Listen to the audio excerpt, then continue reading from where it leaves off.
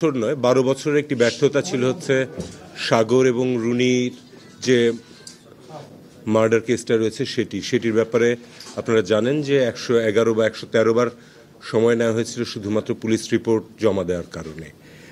আমরা আমাদের প্রধান উপদেষ্টার জাতির উদ্দেশ্যে ভাষণ এবং আমাদের প্রধান বিচারপতিরও যে অভিভাষণ রয়েছিল সেখানেও এই মামলাটির কথা উঠে এসেছিল।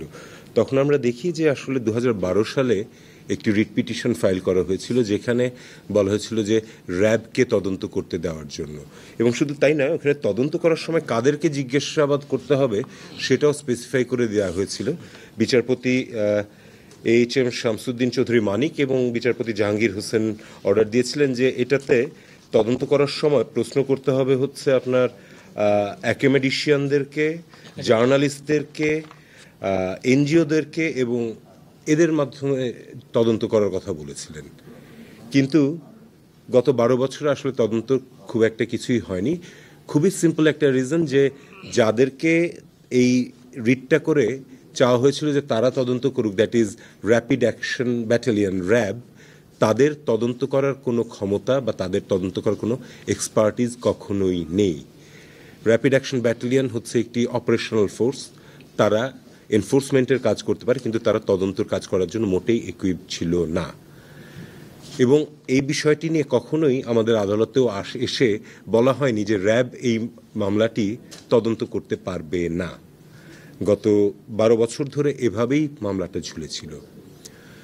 তো আমরা বিভিন্ন এজেন্সির সাথে সবার সাথে কথা বলে আজকে আদালতের কাছে আর্জি জানিয়েছিলাম যাতে তদন্তকারী যে সংস্থা রয়েছে সেটিকে পরিবর্তন করে স্বরাষ্ট্র মন্ত্রণালয়ের কাছে দায়িত্ব দেওয়া হয় যে অতি শীঘ্র একটি উচ্চ ক্ষমতা সম্পন্ন টাস্কফোর্স তৈরি করবে যেখানে বিভিন্ন এজেন্সির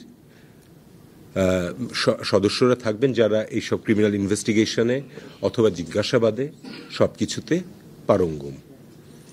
এবং আমরা নিজেরাই বলেছি যে একটা সময় সীমা নির্ধারণ করে দেওয়ার জন্য যার মধ্যে এই মামলাটির তদন্ত রিপোর্ট ফাইল করা হবে।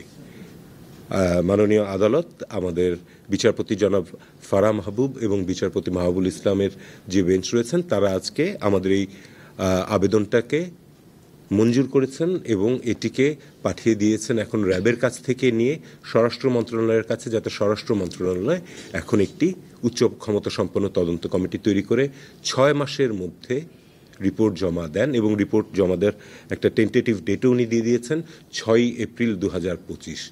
আমরা আশা করব এবং আমাদের বিশ্বাস রয়েছে যে এই দীর্ঘ সময় ধরে যে মামলাটি তদন্তাধীন অবস্থায় ছিল এই নির্দিষ্ট সময়ের মধ্যে আমাদের এই বর্তমান সরকারের যেটি প্লেজ রয়েছে আমরা এই তদন্ত শেষ করে একটি প্রতিবেদন জমা দিতে পারবো, তদন্ত প্রতিবেদন।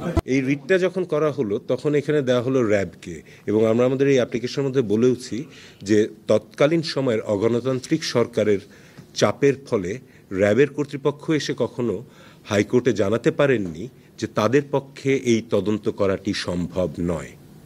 সো এইখানে এই পুরো রিটটা যেটা রয়েছে সেটি আসলে সরকারকে কতখানি সাহায্য করার জন্য করা হয়েছিল আর কতখানি পুরো মামলাটাকে বিলম্বিত করে যাতে সত্য কখনো উদ্ঘাটিত না হয় সে কারণে করা হয়েছিল, সেটিও প্রবাবলি এই তদন্তের মাধ্যমেই বেরিয়ে আসবে। শুধু আজকে না, এটা সবসময় আমরা সবাই যারা কি বলবো এই ঘটনাটির সম্পর্কে জানি প্রত্যেকের মনেই একটা প্রশ্ন। আমার মনে হয় না যে বাংলাদেশে অন্য কোনো তদন্তের সময় এতবার সময় নেওয়া হয়েছে শুধুমাত্র একটা রিপোর্ট সাবমিট করার জন্য। খুবই মানে সহজ একটা ব্যাপার যে র্যাবের তো ক্ষমতা নেই সেটার। র্যাব কিভাবে তদন্ত করবে? তার তো থাকতে হবে সেই এক্সপিরিয়েন্স, তার তো থাকতে হবে সেই এক্সপার্টিস। এই কথাটিও তাদেরকে দিয়ে বলানো যায়নি কখনো, তারা বলতে সাহস পায়নি। এখন চিন্তা করে দেখেন, র্যাবকে যাকে সবাই ভয় পায় তারা এসে এটা বলতে ভয় পেয়েছিল, তাহলে এখানে কি পরিমাণ ক্ষমতার অপব্যবহারের প্রশ্ন ছিল। যদি আপনারা আমাদের আবেদনটা দেখে থাকেন তাহলে দেখবেন যে আমরা বলেছি যে র্যাব, আমরা এটাও দেখেছি যে র্যাব বারবার করে চিঠি দিয়েছে যে আমরা এটাতে করতে পারবো না, আমাদের সম্ভব নয়, আমাদের পক্ষে এটা করা সম্ভব নয়, কিন্তু এই বিষয়টি কখনো আদালতের নজরেই নিয়ে আসা হয়নি। বিষয়টি হচ্ছে যে এই একটি মানে এই আবেদন করার আগে আমরা যারা যারা রয়েছে, যা এতদিন পর্যন্ত যা যা কি বলবো ও আপনার এভিডেন্স বা যা পাওয়া গিয়েছে সব কিছু পর্যালোচনা করেই আমরা এই আবেদনটি করেছি। ফলে আমার মনে হয় যে এতদিনের যে একটা আস্থাহীনতার জায়গা ছিল, এইবার বোধহয় সেই আস্থাহীনতার জায়গাটা পরিবর্তন হবে। তাই আমাকে 6 মাসের মধ্যে প্রতিবেদন দিতে হবে আমাদেরকে। সো টাস্কফোর্স করতে যদি আমি 6 মাস নিই তাহলে তো আর আমার সেই প্রতিবেদন হবে না। এখানে আগামীকালকেই হয়তো হয়ে যাবে, অর্ডারটি যাওয়ার সাথে সাথেই এই জিনিসটি তৈরি।